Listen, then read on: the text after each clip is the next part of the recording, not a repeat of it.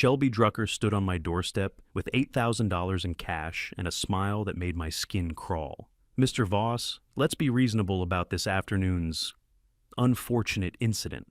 She glanced past me into the living room where Amber sat on the couch, ice pack pressed against her swollen face. "Accidents happen, kids get rough, but we can handle this like adults, can't we?" Her husband Neil shifted uncomfortably beside her, holding a manila folder like it might bite him. "My son barely touched her," Shelby continued, her voice dripping with false concern. "She damaged his vehicle, a brand new Honda, and he simply defended his property. Boys will be boys, you know how it is." I stared at the envelope of cash in her manicured hand. Behind me, I could hear Amber's ragged breathing, the way she flinched every time a car door slammed outside. The emergency room doctor had used 14 words I'd never wanted to hear about my daughter: broken nose, cracked rib, severe contusion, possible PTSD. "That's a generous settlement," Shelby pressed. "More than fair considering the scratch on Caleb's door. All we need is your signature on this waiver, just a formality, and we can put this ugliness behind us." "My brother is a police chief," I said quietly. "He taught me one thing when I was young: never sign away your rights under pressure." Shelby's eyes widened. Just for a second, her mask slipped. "And another thing," I continued, watching her process that information. "I'm a corporate fraud investigator. I spend my days finding money that's supposed to be hidden. If you want to see how an HOA president's worst nightmare unfolds when she threatens the wrong family, hit that subscribe button, because what I found in her financial records 3 weeks later would destroy her completely." My name is Derek Voss. I moved to Creekside Pines 11 months ago because I thought a quiet suburban HOA would give Amber the stability she needed after her mother and I divorced. Safe streets, good schools, community pool, the kind of place where a 13-year-old girl could ride her skateboard without fear. 5 hours ago, I watched paramedics load my daughter into an ambulance because Shelby's son decided a 4-inch scratch on his car door justified beating a child half his size in the visitor parking lot. Caleb Drucker is 16, 6'1", varsity athlete. He grabbed Amber by her shirt, threw her against another car, and punched her twice in the face. When she fell, he kicked her. Ivan Petrakis, our elderly neighbor, filmed the last 35 seconds from his balcony before other residents pulled Caleb away. The scratch on his car? Amber lost her balance carrying groceries. Her skateboard rolled. It was an accident. His response was assault. "Mr. Voss, I understand you're upset." Shelby tried again. "Her nose is broken," I said. My voice didn't sound like my own. "She has a cracked rib. She won't go near windows because she's terrified your son will come back." "Which is exactly why we should handle this privately," Shelby said smoothly. "No police reports, no lawyers, no drama. Just neighbors working it out. $8,000, Derek. That covers all her medical bills and then some." She held up the folder.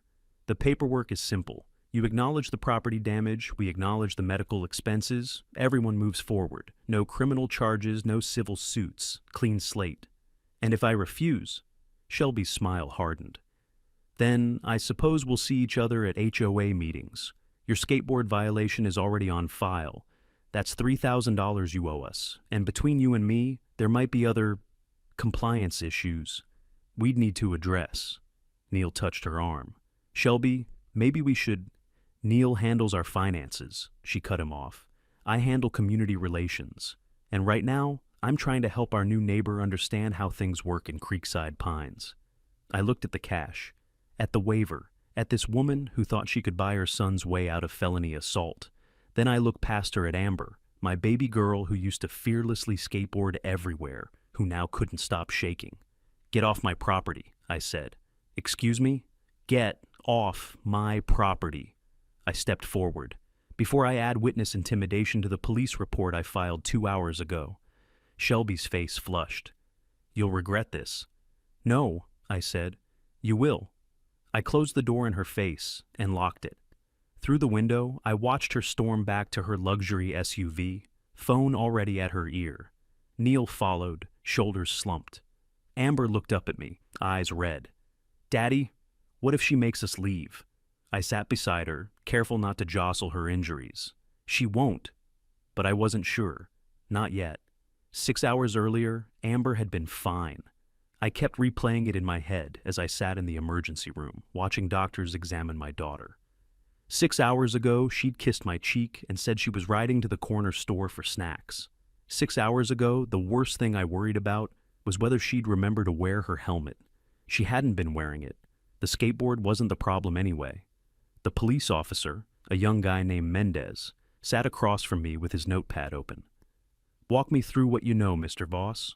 "I was in my home office on a conference call," I said. "I heard someone screaming. By the time I got outside, neighbors were already pulling him off her." Mendez wrote something down. "And the suspect? Caleb Drucker, 16, lives at 2831 Pinecrest Lane with his parents. His mother is the HOA president. We've got him separated right now." Mendez glanced toward the parking lot, where 2 other officers stood with a tall teenager. "He gave us a partial statement before his mother arrived. Said your daughter hit his car." "She's 13, I said. "She weighs maybe 90 pounds.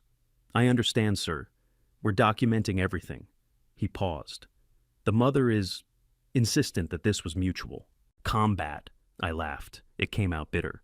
"Mutual combat. My daughter has a broken nose." "I know. We've got photos of her injuries.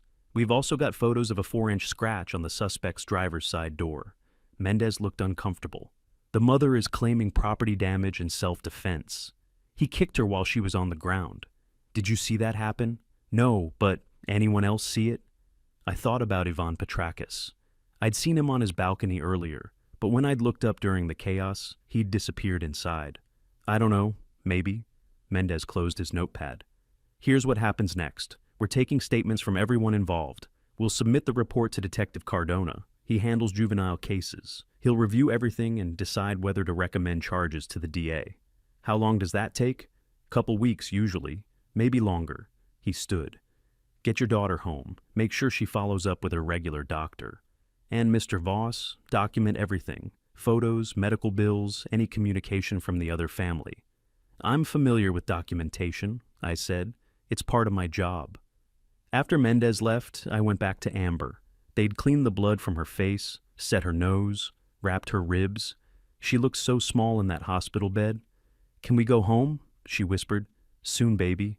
They want to monitor you for another hour." "Is Caleb going to jail?" I didn't know how to answer that. Caleb was a juvenile. Even if charges were filed, even if he was convicted, he'd probably get probation, anger management classes, community service. The system wasn't built to punish 16-year-old boys the way they deserved. "The police are handling it," I said. We drove home in silence. Amber stared out the window, flinching every time we passed a parked car. When we pulled into Creekside Pines, she asked me to use the back entrance instead of driving past the visitor parking lot.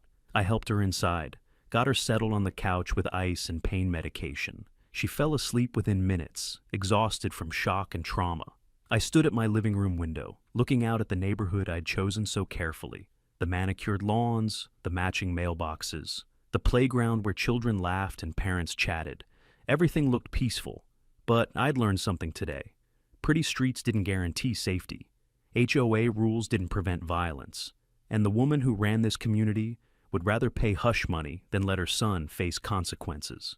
My phone buzzed, a text from my brother Randall.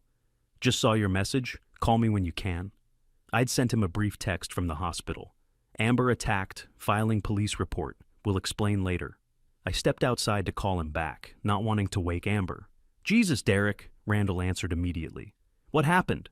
I told him everything. The skateboard, the scratch, Caleb's explosion of violence, Shelby's settlement offer. "You did the right thing refusing," Randall said. "Never sign anything under pressure. But Derek, I need to be clear. I'm Millbrook County. This happened in Hartwell County. I can't touch this case." "I know. I'm not asking you to." "Good, because even a phone call from me to their chief would be inappropriate." He paused. "But I can tell you what to expect. Juvenile assault cases move slow. The detective will investigate. If there's video evidence or solid witnesses, the DA might file charges, but the family will lawyer up fast. They already tried buying me off.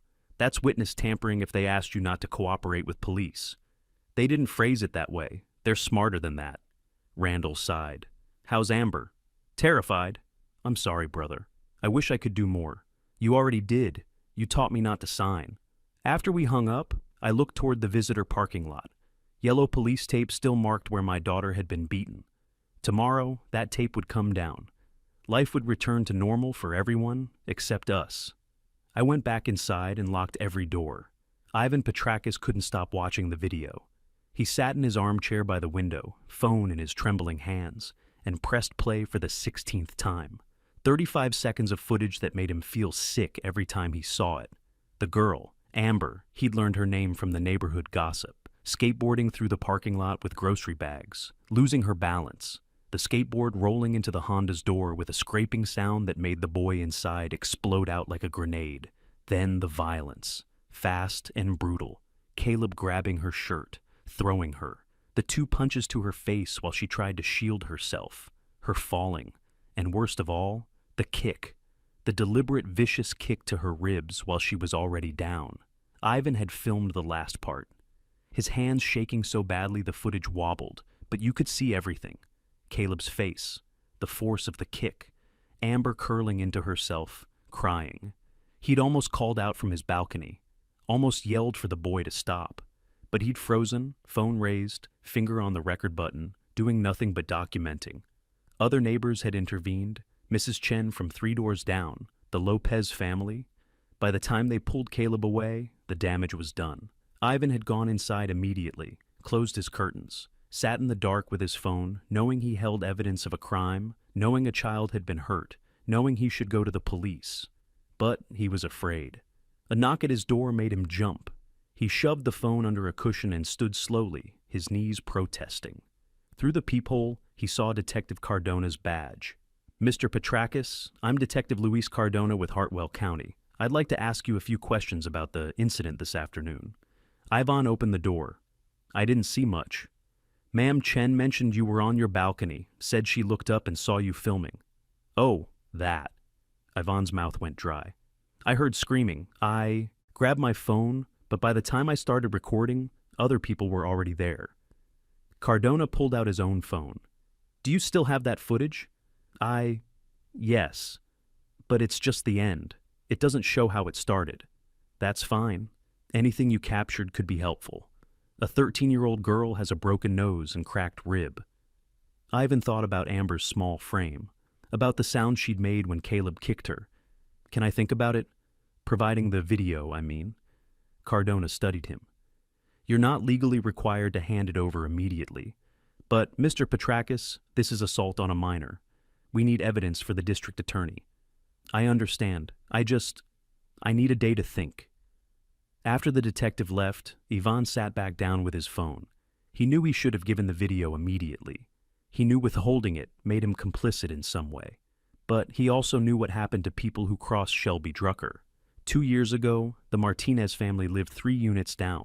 Their son Paolo had gotten into a fight with Caleb at the community pool. Teenage nonsense.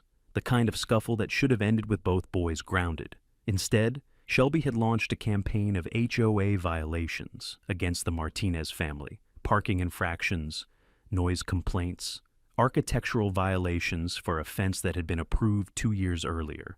The fines piled up. The tension escalated. Within 6 months, the Martinez family sold their unit and left. Ivan had watched it happen. He'd said nothing. Now he was 71 years old. His wife Rose had died last year. His children lived in other states. This community was all he had left. The weekly poker games, the pool gatherings, the familiar faces at the mailboxes. If he testified against Shelby's son, what would she do to him? He thought about the video again, about Amber's terrified face, about the way Derek Voss had carried his daughter to the ambulance, talking to her softly while she cried. Ivan had been a teacher for 37 years. He'd spent his career protecting children, teaching them, standing up for the ones who couldn't defend themselves. What did he become?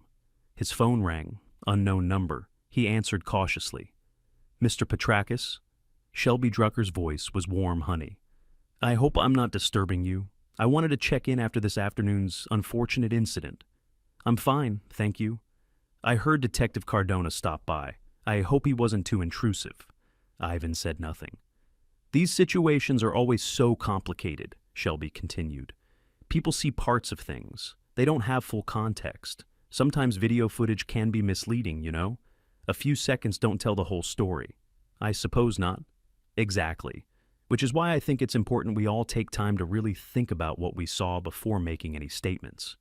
Wouldn't want anyone to accidentally misrepresent what happened. That could cause problems for everyone involved. The threat was clear, even though her tone never changed. I understand, Ivan said. Wonderful. Oh, and Ivan, I've noticed you spend a lot of time on your balcony, watching the playground, the parking areas. I'm sure it's perfectly innocent, but people do talk. In today's world, we have to be so careful about appearances. Ivan's blood went cold. Have a good evening, Shelby said brightly and hung up. He sat in the dark, the phone heavy in his hand, and hated himself. 8 days after the assault, I found the certified letter in my mailbox. Amber was inside doing homework, or pretending to. She'd missed 3 days of school, claiming her face hurt too much. The bruising had faded to yellow-green, but the fear hadn't diminished. She spent most of her time in her room, with the door locked. I opened the envelope standing right there by the mailboxes. Violation. Notice WC24447, resident Derek Voss, 28447, Pinecrest Lane. Violation skateboard constitutes recreational vehicle under CC&Rs Section 8.4c, prohibited from storage in common areas or visible from street fine. $100 per day. Backdated 30 days, Seswine $3,000 payment required within 10 days or lien process begins. Shelby Drucker, HOA President. I read it twice. Then I walked back to my house, pulled out the CC&Rs binder from my closing documents, and flipped to Section 8.4c. Recreational vehicles including but not limited to motorized recreational vehicles, boats, recreational vehicles, and trailers shall not be stored in common areas or visible from street-facing positions. Motorized, boats, RVs, trailers, not skateboards. I grabbed my phone and took photos of Amber's skateboard in the garage, not in a common area, not visible from the street. Then I photographed the relevant CC&R section, time-stamped everything. This was retaliation. Clear as day. I called Randall. "They're coming after you," he said immediately after I read him the notice. "This is textbook retaliation." "I know, but what can I do about it?" "Document everything. Photos, timestamps, copies of every communication. And Derek, I need to be straight with you. I can't call anyone in Hartwell County about this. Not the police chief, not the DA, nobody. It would be inappropriate. I'm not asking you to intervene. Good, but I can tell you what your options are as a citizen." He paused. "If they keep hitting you with bogus violations, you might want to look at the HOA's finances. Organizations that abuse their power in one area usually have problems in others. You think they're dirty? I think bullies who feel untouchable often are, and you've got the skills to find out." After we hung up, I sat at my kitchen table thinking. I was a fraud investigator. I spent my career following money trails, finding discrepancies, exposing schemes that people thought they'd hidden perfectly. Maybe it was time to look at Creekside Pines the way I'd look at any other suspect organization. That evening, I drafted a formal records request under state HOA law. All bank statements, canceled checks, vendor invoices, and payment ledgers for the past 3 years. Sent it certified mail to the board. Meanwhile, Shelby was doing research of her own. I didn't find out until later what she'd discovered, but apparently the HOA gossip network was efficient. Within 48 hours of my refusal to take her settlement, Shelby knew 3 crucial things about me. 1. My brother Randall was Millbrook County Police Chief. Different jurisdiction from Creekside Pines, but still law enforcement at a high level. 2. I worked as a corporate fraud investigator for insurance companies. I had forensic accounting skills and testified in court cases. 3. I'd moved to Creekside Pines 11 months ago after a contentious divorce, seeking stability for Amber. That combination apparently terrified her. Joyce Lim told me about it weeks later, after everything exploded. She'd been in Shelby's kitchen when Shelby pulled up my LinkedIn profile. "She went pale," Joyce said. "Started talking about how you had connections and investigative resources and how we needed to manage the situation carefully." I didn't understand what she meant at the time. What Shelby understood, even if she got the details wrong, was that I was dangerous to her. Not because my brother could interfere in the assault case. He couldn't and wouldn't. but because I had the exact skills needed to uncover whatever she was hiding, and she was definitely hiding something. The HOA's response to my records request arrived 10 days later. A thick envelope with bank statements for the past 3 years. Nothing else. No canceled checks, no vendor invoices, no payment ledgers. I filed an appeal under state statute, citing the specific law requiring all financial records maintained by the association. Sent it certified mail with a firmly worded letter reminding them that incomplete compliance wasn't compliance. I also mentioned, casually, that as a fraud investigator, I was familiar with document retention requirements and spoliation of evidence. 3 weeks later, after I'd threatened a lawsuit, the complete records arrived. I spread everything across my dining room table that Saturday morning. Amber was at a friend's house, her first social outing since the assault. I had 6 hours of quiet. I started with the bank statements, creating a spreadsheet of every withdrawal. Then I cross-referenced with the sparse vendor invoices they'd provided. That's when I found it.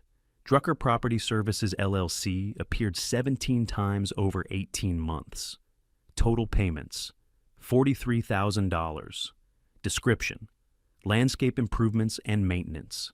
Drucker, same last name as Shelby. I pulled up the Colorado Secretary of State Business Registry, typed in the company name, Drucker Property Services LLC. Registered agent, Marcus Drucker, formed 3 years ago. I searched Marcus Drucker, Colorado, and found a LinkedIn profile, commercial real estate. Brother of Neil. Drucker, DDS, Shelby's brother-in-law. I opened Google Earth and looked at satellite imagery of Creekside Pines for the past 2 years. Zoomed in on every common area, every landscape feature. Nothing had changed, no new plantings, no irrigation upgrades, no hardscape improvements. $43,000 paid to a family member's company. No visible work performed. I sat back and smiled. Shelby had made a mistake. She'd gotten comfortable. And now, I had her. I spent the entire weekend following the money. Amber was staying with her friend Riley's family, the first sleepover she'd agreed to since the assault.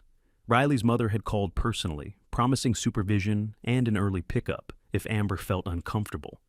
I'd agreed reluctantly, knowing my daughter needed normalcy even if she wasn't ready for it. That left me alone with 47 pages of financial records spread across every surface of my dining room. The Drucker Property Services payments were just the beginning. I created a master spreadsheet, logging every transaction over 3 years. Then, I sorted by vendor, by amount, by date, by description. I was looking for patterns, anomalies, anything that didn't fit. The second red flag appeared around midnight Saturday. Greenfield Legal Consulting had received $18,000 over 2 years, monthly payments of $750. Description, legal consultation and advisory services. I searched the name, found a small law practice in Boulder, solo practitioner, Jennifer Greenfield, attorney at law, corporate law, and estate planning. I dug deeper, found her college alumni page, University of Colorado, class of 1998. Scrolled through photos from the 25th reunion last year. There she was, arm around another woman. The caption read, Roomies reunited, Jennifer Greenfield and Shelby Drucker, still causing trouble after all these years. Roommates, college friends, $18,000 in legal consultation paid to the HOA president's personal friend. I pulled up Creekside Pines public records, checked board meeting minutes for the past 2 years. No mentions of legal disputes, no lawsuits filed, no zoning issues, no construction projects requiring legal review.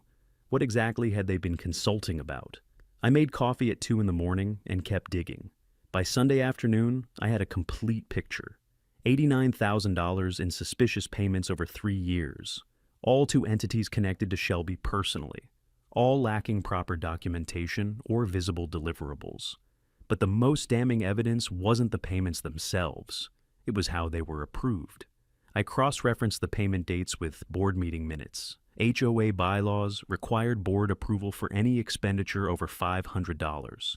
Required 2 signatures on every check.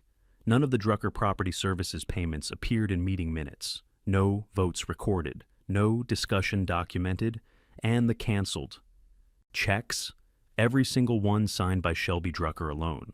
No second signature. She'd violated the bylaws repeatedly, paid family members without disclosure or approval, created a paper trail that screamed embezzlement to anyone who knew how to read it. I opened a new document and started writing. Years of fraud investigation had taught me how to build an airtight case. Start with the timeline, establish the pattern, document every violation, provide evidence for every claim. By Sunday evening, I had 47 pages. Executive summary, detailed analysis, payment schedules, corporate records, satellite imagery comparisons, meeting minutes, bylaw citations, check signatures, everything a prosecutor or regulatory investigator would need. I called Randall. "I found it," I said.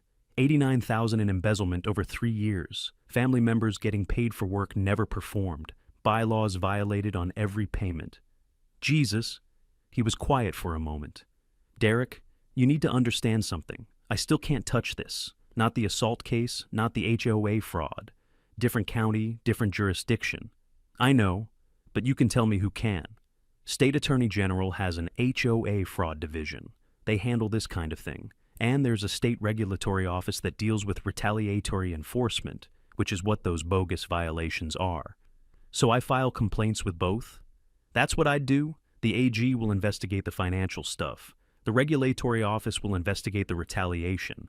And Derek, they take this seriously. HOA fraud costs homeowners millions every year." After we hung up, I sat with my report. 47 pages of evidence that would destroy Shelby Drucker's life. I thought about Amber, about her broken nose and cracked rib, and the nightmares that woke her up screaming, about how she flinched every time a car door slammed. I thought about Ivan Petrakis, who'd watched it happen and said nothing. I thought about the Martinez family, driven out 2 years ago. I thought about how many other families Shelby had bullied, threatened, intimidated. This wasn't just about my daughter anymore. This was about a pattern of abuse that had gone unchecked for years. Monday morning, I received the second violation notice. Violation notice, Namrstazums 24-463, resident Derek Voss, 2847. Pinecrest Lane. Violation, exterior paint color, non-compliant. Current off-white does not match approved eggshell white per 2019 Paint Standards Amendment. Fine, $250 initial. Followers $75 per day until corrected correction required within 15 days. I walked outside and photographed my fence. Original builder paint, never changed, identical to 4 neighboring fences. Then I pulled up the 2019 Paint Standards Amendment. My fence color was literally listed as approved eggshell white. Shelby was panicking, making mistakes, creating more evidence of retaliation with every bogus violation she sent. I added the new notice to my complaint file. Then I logged into the state Attorney General's website and started filling out the HOA fraud complaint form. Attach my 47-page report.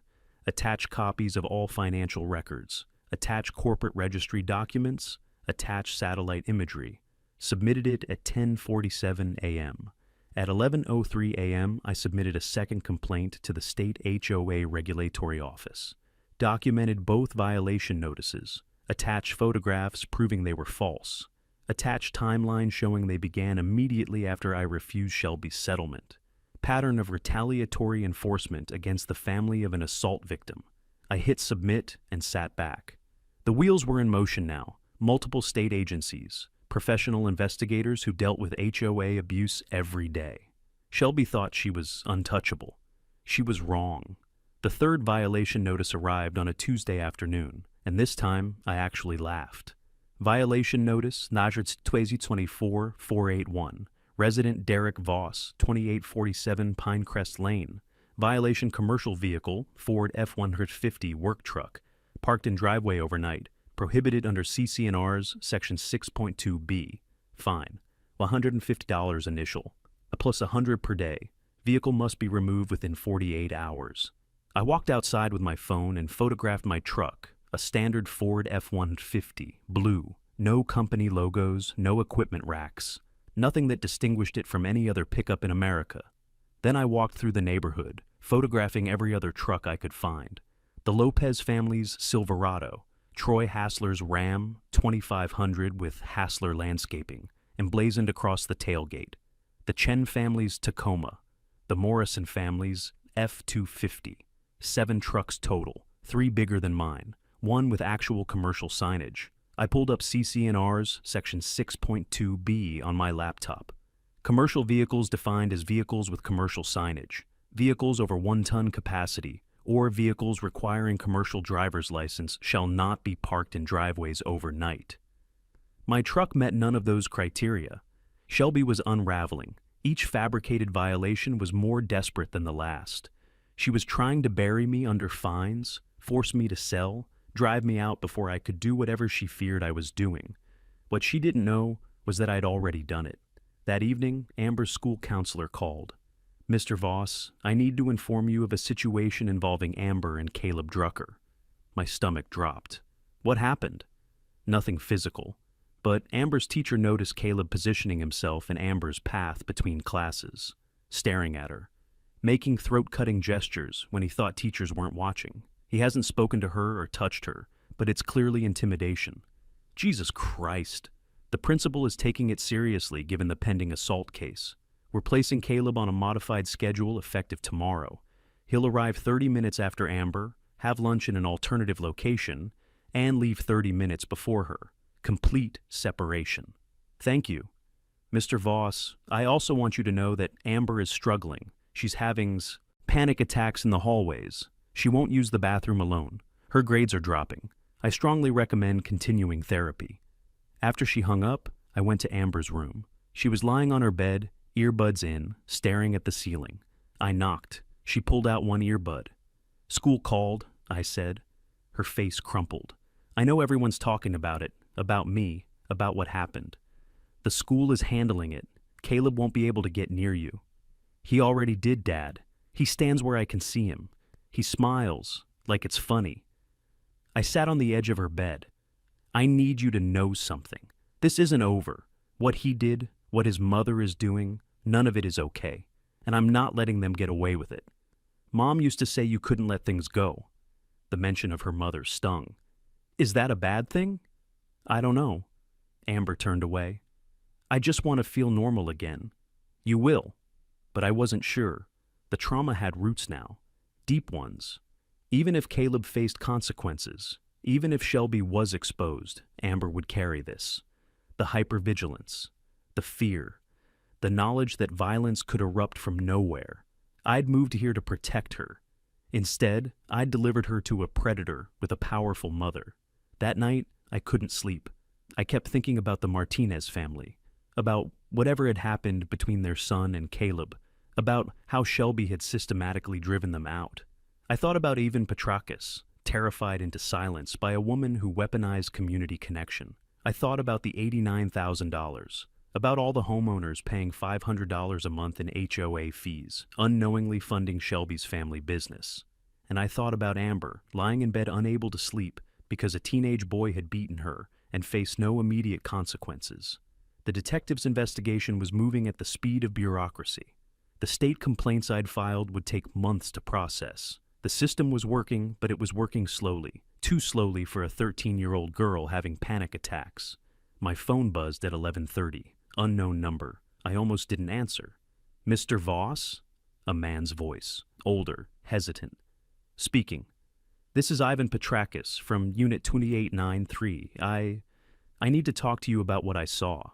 I sat up. "Okay. Not on the phone? Can you meet me tomorrow? Somewhere outside the neighborhood?" "Of course. Where?" "There's a coffee shop on Maple Street. The Morning Grind. 9 a.m.? I'll be there." He hung up without saying goodbye. I stared at my phone. Ivan had avoided me since the assault. Crossed the street when he saw me at the mailboxes. Suddenly, he wanted to meet? Something had changed. I thought about Detective Cardona's visit to Yvonne's apartment, about Shelby's campaign of intimidation, about a 71-year-old man choosing between his conscience and his community. Maybe his conscience was finally winning. I set my alarm for 7 a.m. and tried to sleep. Tomorrow might be the day everything shifted. Tomorrow, Ivan Petrakis might give me the evidence that would put Caleb Drucker in juvenile court. And once that happened, once Shelby saw her son facing real consequences, her desperation would turn to panic. That's when people made their biggest mistakes. I was counting on it. Ivan Petrakis looked like he'd aged 10 years in 2 weeks. He sat across from me at the morning grind, hands wrapped around a coffee cup he hadn't touched. His eyes were red-rimmed, his shoulders hunched. He kept glancing at the door like someone might walk in and catch him. "Thank you for meeting me," he said quietly.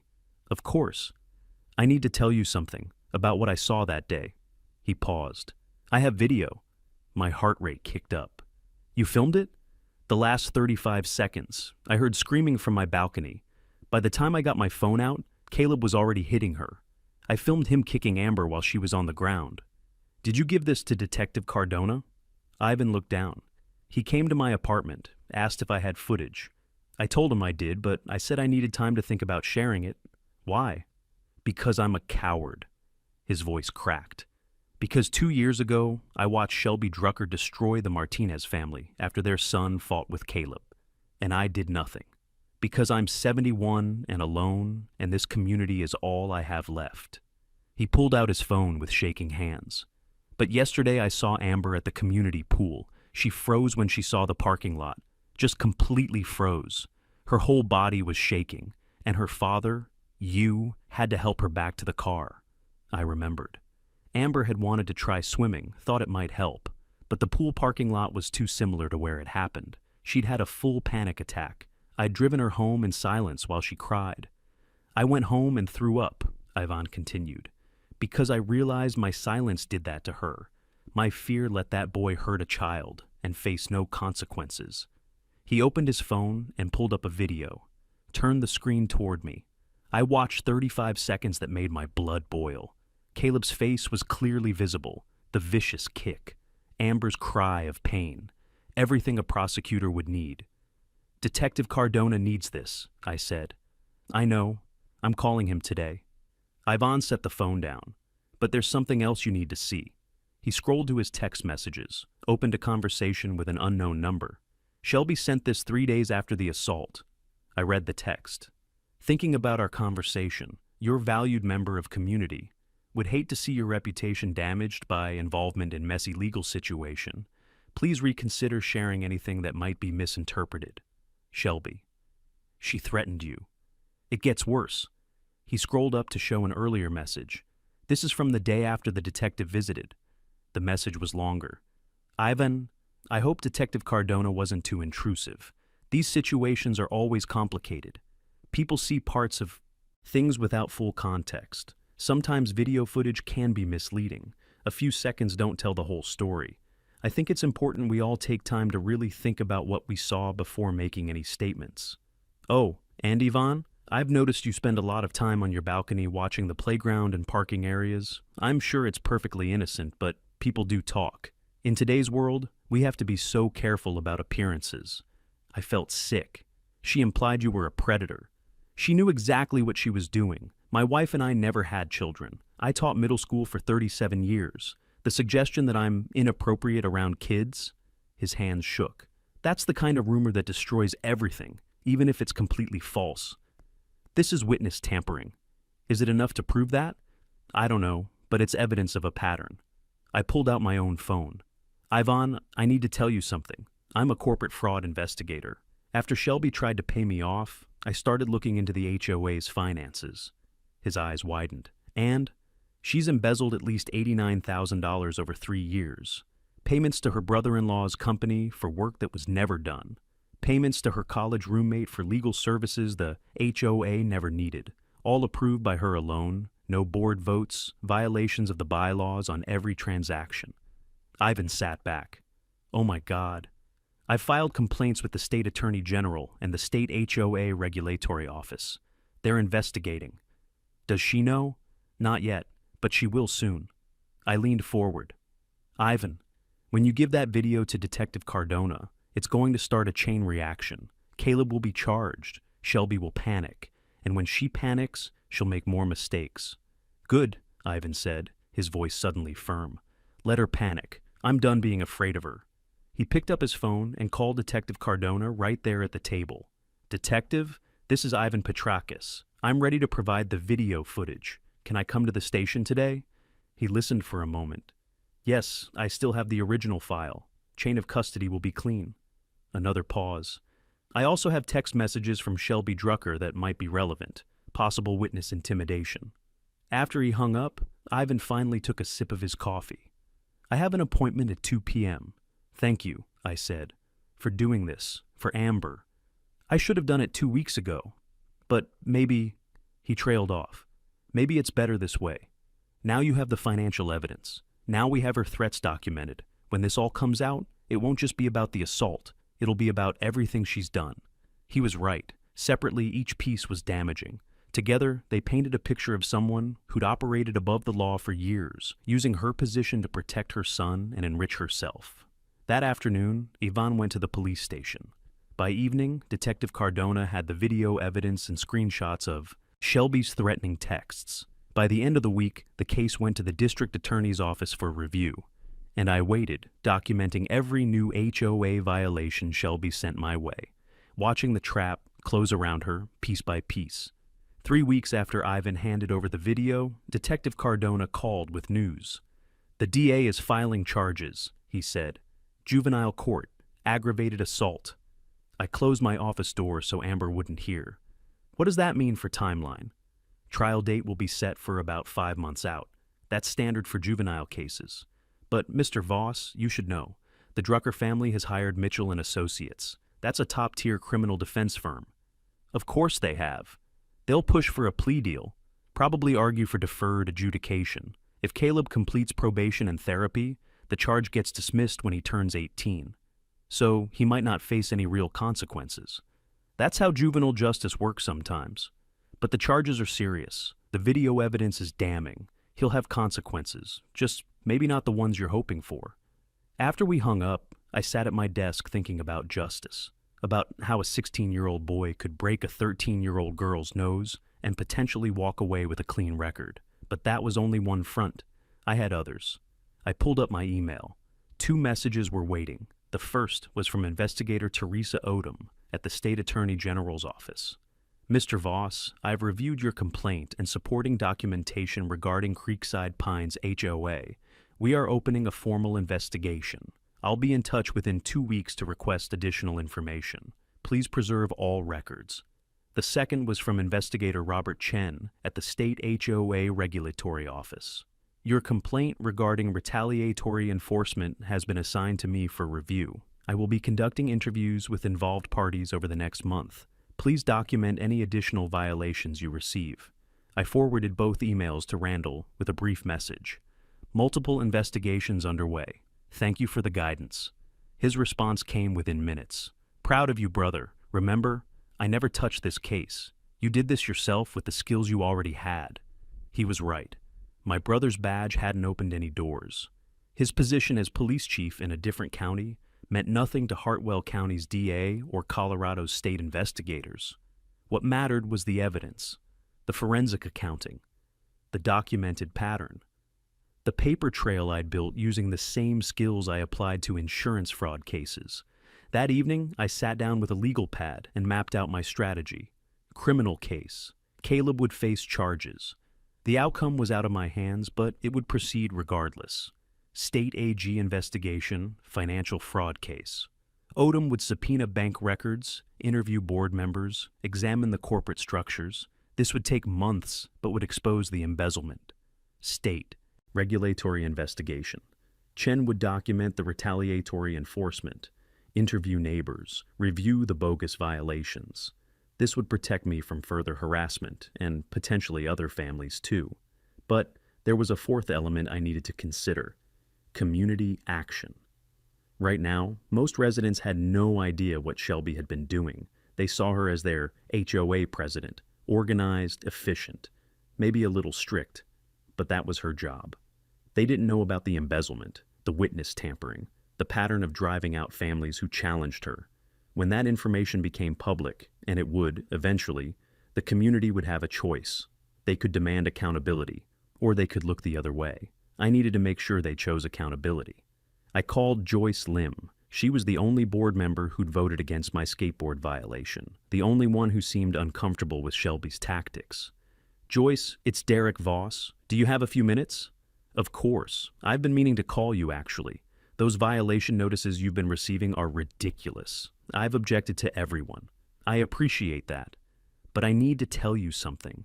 and you need to hear it before it becomes public. I told her everything: the assault, the settlement offer, the financial investigation, the state complaints, the $89,000 paid to Shelby's family connections. Joyce was silent for a long moment. Oh my God, I had no idea. The board approves expenditures, right? Technically, yes, but Shelby handles most of the financial decisions. She presents things as already approved, just needing ratification. I've been uncomfortable with it, but I didn't realize she was actually breaking bylaws. She's violated them repeatedly. No board votes on major expenses. Single signature on checks that require two. Payments to family members without disclosure. What happens now? The state investigates. Eventually, their findings become public. And when that happens, the community needs to act. You mean remove her from the board? I mean remove the entire board and start fresh. Demand transparency. Require dual signatures and independent audits. Make sure this can never happen again. Joyce exhaled slowly. You're talking about a special election. I'm talking about accountability. Shelby has been running Creekside Pines like her personal kingdom for years. She drove out the Martinez family. She's targeting my family. How many others has she hurt? I'll start asking around quietly, see who else has stories. Thank you, Joyce. Derek, I'm sorry. About Amber, about all of this. If I'd been paying closer attention, you're paying attention now. That's what matters. After I hung up, I added a note to my legal pad. Community organizing, Joyce Lim as ally. The trap was closing from multiple directions now. Criminal charges, state investigations, board pressure from within. Shelby had no idea what was coming. The state investigations moved faster than I expected. 2 months after I filed the complaints, investigator Teresa Odom from the Attorney General's office subpoenaed Creekside Pines HOA's bank records directly from the bank. She also requested corporate records from Drucker Property Services, LLC, and billing statements from Greenfield Legal Consulting. I knew about it because Joyce Lim called me immediately after the board received notification. Shelby is losing her mind, Joyce said. She called an emergency board meeting, tried to claim the AG's investigation as harassment orchestrated by you. What did the other board members say? Troy Hassler looked sick. He's the one who's been rubber stamping everything Shelby puts in front of him. I think he's realizing he might be liable too. Neil barely spoke, just sat there staring at the table. Neil knows exactly what his wife has been doing. Probably, but Derek, there's something else. Shelby wants to file a restraining order against you, claims you're stalking her, harassing her, using your brother's position to intimidate her. I laughed. It came out harsh. Let her try. I've documented every interaction. I've sent exactly 3 certified letters, all formal HOA records requests required by law. My brother hasn't even set foot in Hartwell County. I know, I told her it was a terrible idea, but she's desperate. Desperation made people sloppy. I was counting on it. That same week, investigator Robert Chen from the state HOA regulatory office began his interviews. He started with me, meeting at a coffee shop in Boulder to keep things neutral. Walk me through the violation notices, he said, notepad open. I laid out all 3. The skateboard classified as a recreational vehicle, the fence paint that matched the approved color, the truck that didn't meet any definition of commercial vehicle. And these started when? Chen asked. 8 days after the assault.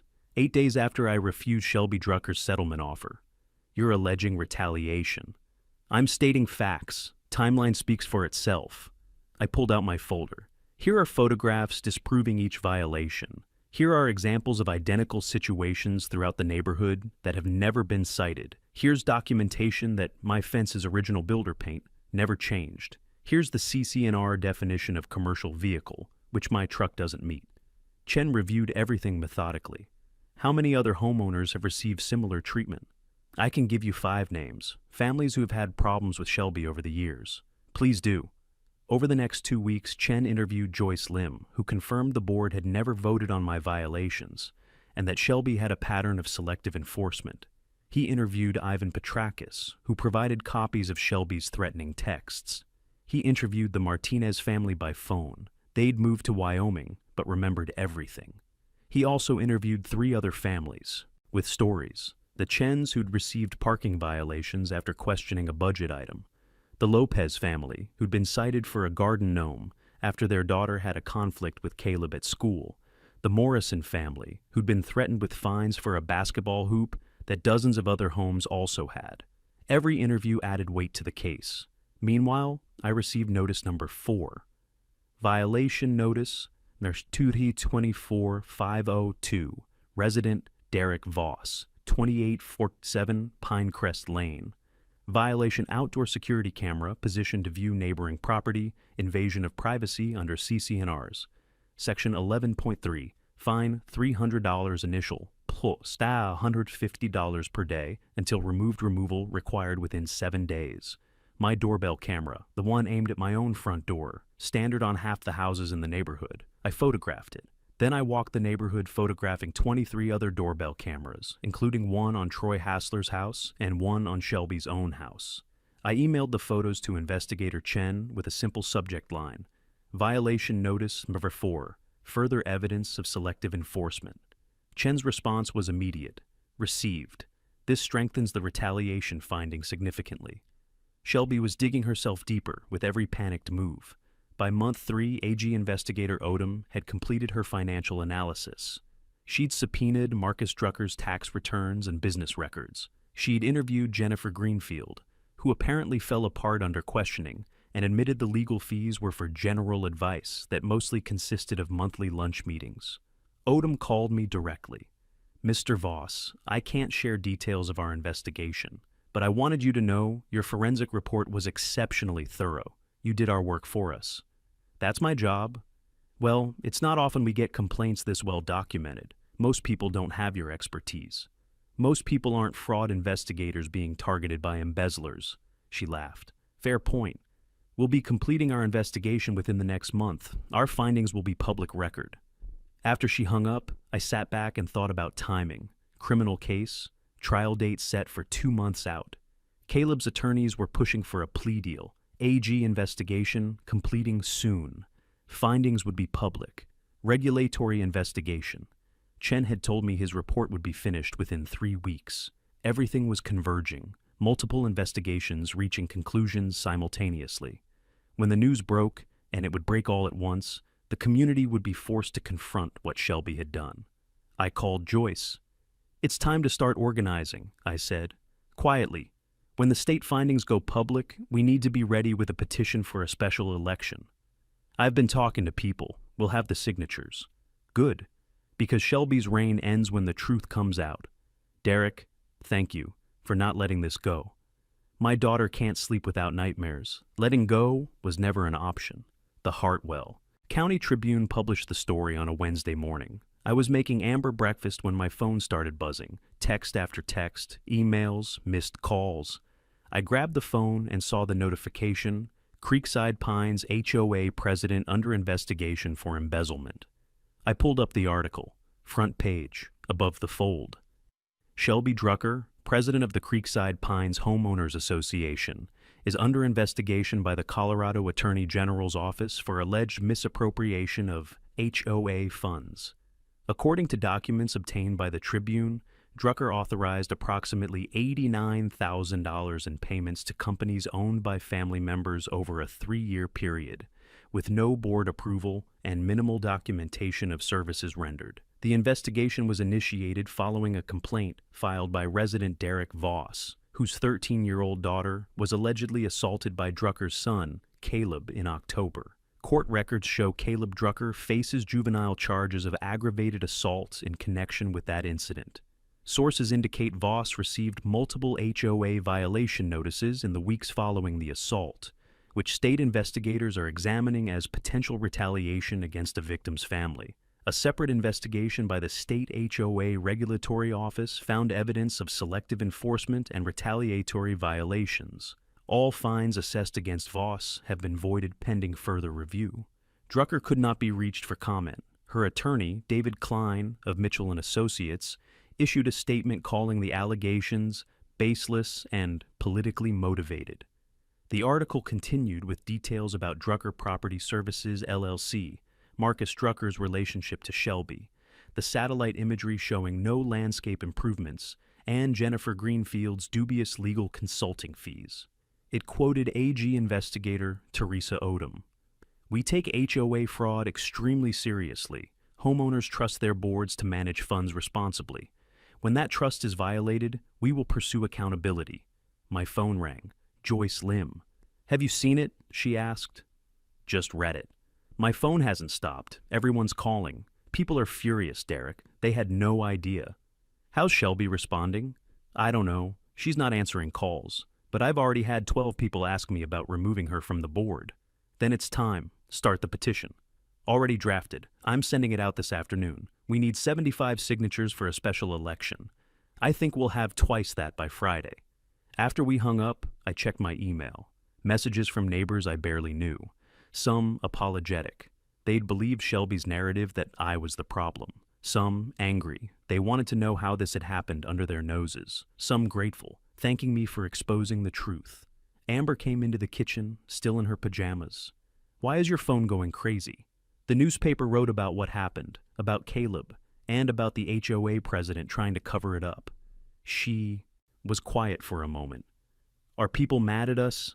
No, baby. They're mad at the people who hurt you and then tried to make us the bad guys. Good. She poured herself cereal. I hope everyone knows what they did. That afternoon, Joyce's petition went live. It was simple and direct. We, the undersigned residents of Creekside Pines, demand an immediate special election to remove the current HOA board and elect new leadership. Recent revelations of financial mismanagement, selective enforcement, and retaliation against victims of crime have destroyed our trust in current leadership. We demand transparency, accountability, and ethical governance. By 5 p.m., she had 43 signatures. By 8 p.m., 61. By Thursday morning, 78, 3 more than required. Joyce scheduled an emergency town hall meeting for the following week. Meanwhile, Shelby tried damage control. She sent an email to all residents. Dear Creekside Pines community, you may have seen recent media coverage containing serious allegations against me and our HOA board. These allegations are false and defamatory, orchestrated by a resident who is weaponizing his family connections in law enforcement to harass me after his daughter was involved in a mutual altercation with my son. The state AG's investigation is based on misleading information and selective presentation of facts. All HOA expenditures were proper and approved. The so-called violations against Mr. Voss were legitimate enforcement of our CC&Rs that he has chosen to ignore. I have served this community faithfully for 6 years. I will not be intimidated by false accusations or politically motivated attacks. I ask for your patience while these matters are resolved through proper legal channels. Sincerely, Shelby Drucker, HOA President.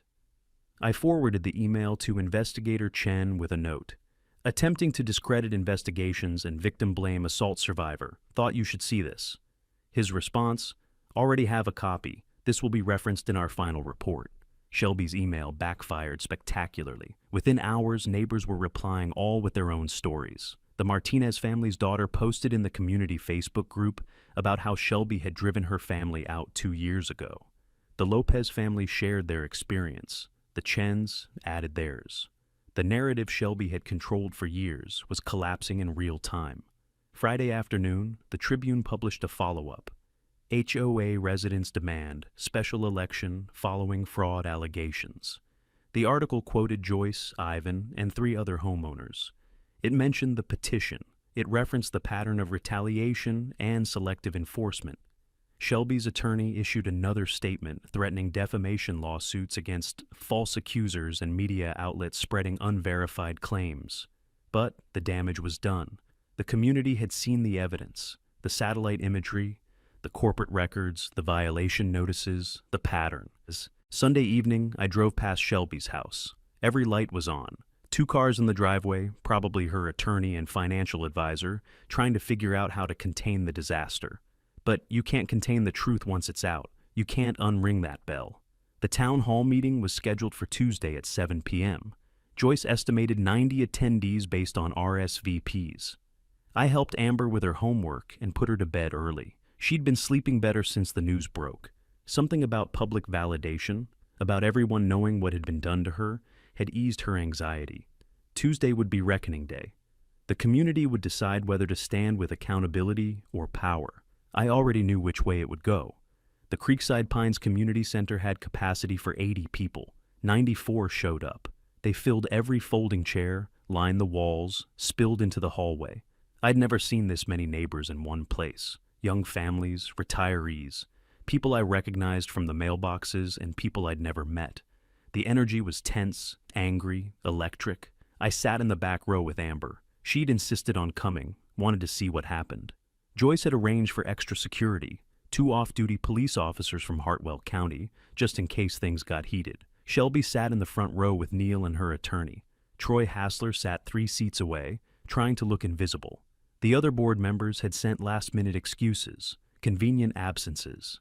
Joyce called the meeting to order at 7 sharp.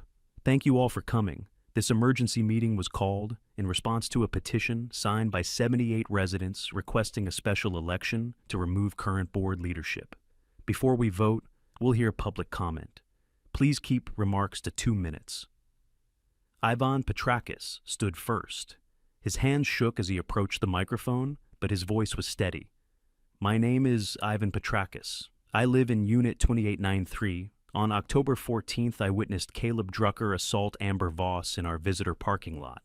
He kicked her while she was on the ground. I filmed it. Murmurs rippled through the crowd. Amber's hand found mine. I didn't come forward immediately because Shelby Drucker threatened me. He pulled out his phone, read the text message about him watching children from his balcony, about protecting his reputation. She implied I was a predator to keep me silent about her son's violence. The room erupted, people shouting. Shelby's attorney stood, saying something about defamation. Joyce banged the gavel. Mr. Petrakis has the floor. You'll have your turn. Ivan continued. I was afraid of her. We all were. But I'm not afraid anymore. That girl, he pointed at Amber, couldn't sleep for weeks because I was too cowardly to tell the truth immediately. I'm done protecting bullies. He walked back to his seat to scattered applause. Joyce called the next speaker. Maria Martinez approached the microphone via video call projected on the wall. She was calling from Wyoming. We lived in Creekside Pines for 4 years. Our son Paolo had a fight with Caleb Drucker at the pool in 2022. Teenage stuff. It should have ended there.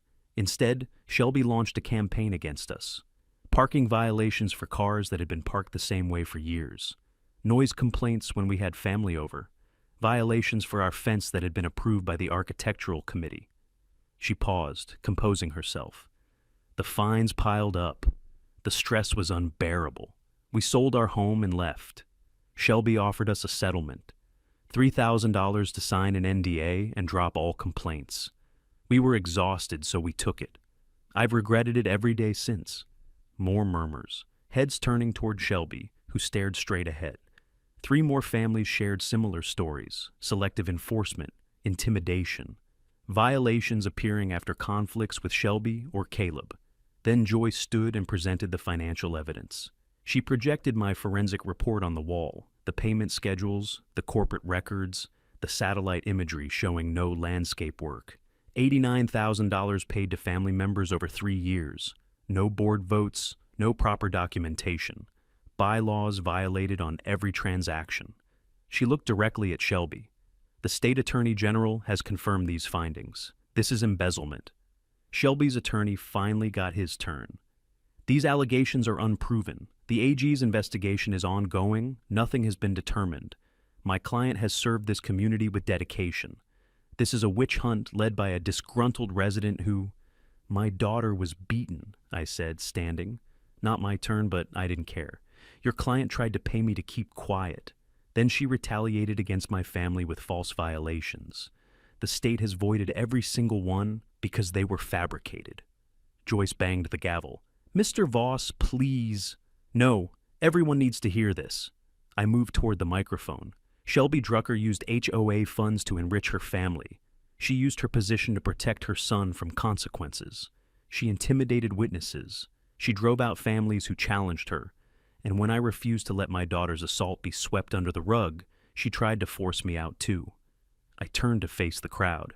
The question isn't whether she did these things. The state has confirmed it. The question is what we do about it. The room was silent.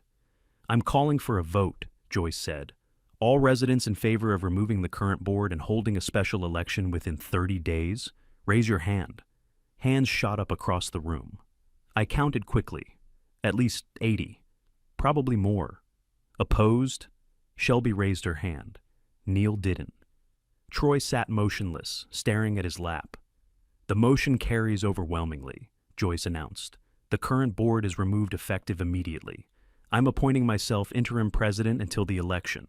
First order of business, all violations against the Voss family are formally rescinded. Second, we're hiring an independent auditor to review all HOA finances.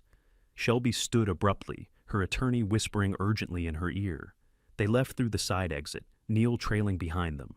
The room erupted in applause. Amber looked up at me. Is it over? Almost, I said. Almost. Justice came slowly, in pieces, over the next 6 months. The criminal case resolved first. Caleb's attorneys negotiated a plea deal in juvenile court. He admitted to aggravated assault. The judge granted deferred adjudication, 2 years of supervised probation, 200 hours of community service, mandatory anger management therapy for a full year, and $4,800 in restitution for Amber's medical expenses not covered by insurance. If he completed everything successfully, the case would be dismissed when he turned 18 and his record sealed. If he violated probation, he'd face the original felony charge. It wasn't the punishment I'd wanted, but Amber got to read a victim impact statement in court. She told the judge about the nightmares, the panic attacks, the fear that followed her everywhere. Caleb had to sit there and listen. His mother had to watch. The judge also issued a restraining order. Caleb had to stay 100 yards from Amber at all times. The school maintained their separation schedule through the end of the academic year. The state attorney general's investigation concluded in month 4. Their findings were damning and public. Shelby had violated her fiduciary duty as HOA president, engaged in self-dealing, approved payments to family members without disclosure or board authorization, and repeatedly violated the HOA's own bylaws. The AG referred the matter to the Hartwell County DA for potential criminal charges. The DA declined to prosecute. Not enough evidence of criminal intent, he said. Civil breach of duty, but not criminal fraud. But the civil consequences were real.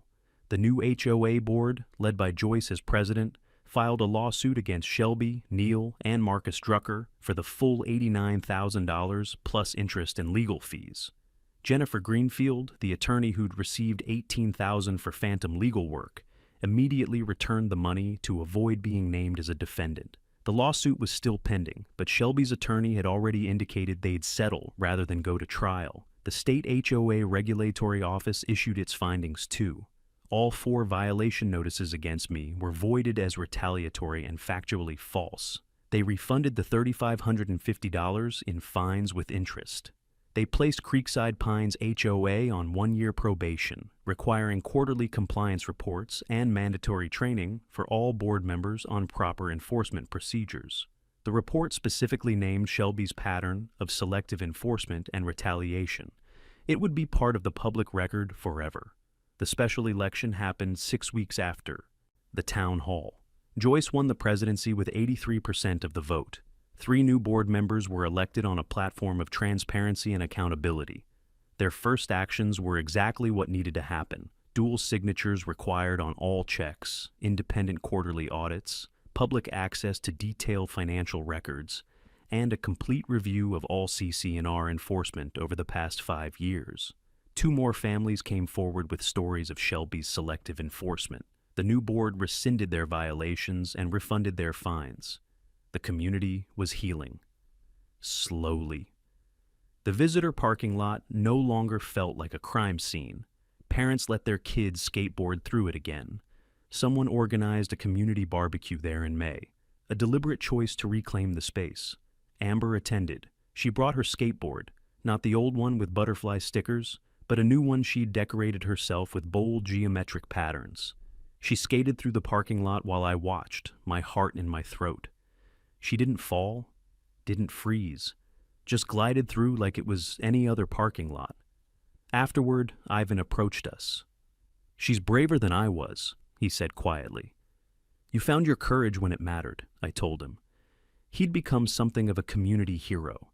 His testimony at the town hall, his willingness to finally speak truth despite the fear. It had inspired others. He'd been elected to the new board as secretary. He took the responsibility seriously, attending every meeting, taking meticulous notes, making sure every decision was documented and transparent. One evening in early summer, I sat on my back patio while Amber did homework inside. My phone buzzed with an email from the new HOA treasurer, the quarterly financial report, sent to all residents automatically now. Complete transparency.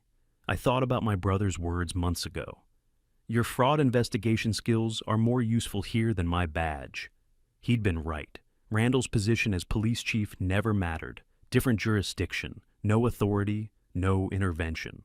What mattered was evidence, documentation, following the money, using the skills I'd spent 15 years developing to expose a scheme that had operated in plain sight for years. Shelby had made one critical mistake. She'd assumed that, because she'd gotten away with it before, she always would. She'd assumed that money and position made her untouchable. She'd never considered that someone with my specific expertise would move into her community, refuse to be intimidated, and systematically dismantle everything she'd built. Amber came outside. Dad, can Riley sleep over this weekend? Of course. And can we ride our skateboards to get ice cream? I looked at my daughter. The bruises had faded months ago. The broken nose had healed. But the real healing had happened when the community chose accountability. When 94 people showed up to say that what happened to her mattered, that bullies don't get to win. Yeah, baby, you can ride your skateboards to get ice cream. She smiled, a real smile, the kind I hadn't seen since before October, and went back inside. I sat there as the sun set, thinking about justice. It had been slow, imperfect. Caleb would get his record sealed. Shelby might never face criminal charges, but Amber could skateboard through parking lots again. Ivan had found his courage. The Martinez family knew they weren't crazy or alone. And Creekside Pines had a board that actually served its residents instead of exploiting them. Sometimes that's what justice looks like. Not perfect, but enough. If you've been dealing with an HOA that abuses its power, document everything. Every violation notice, every interaction, every payment record you can access. The system works slowly, but it works if you feed it evidence. And sometimes the skills you already have are exactly what you need to fight back.